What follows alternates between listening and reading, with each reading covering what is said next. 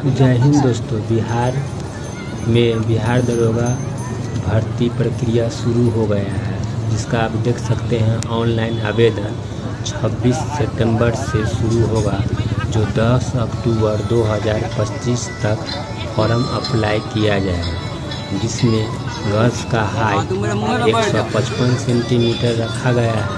वहीं बॉय का height 165 centimetre और छूट वाले को 160 सेंटीमीटर हाइट रखा गया है। वही पद की बात करें तो कुल पद 1799 पद हैं। वहीं क्वालिफिकेशन की बात करें तो इसमें किसी भी विषय से ग्रेजुएशन पास होना BA अनिवार्य है। आपका भी सपना है बिहार में दरोगा बनना, तो फॉर्म अप्लाई जल्दी करें। फॉर्म अप्लाई करें और अपनी सपनों को साकार करें।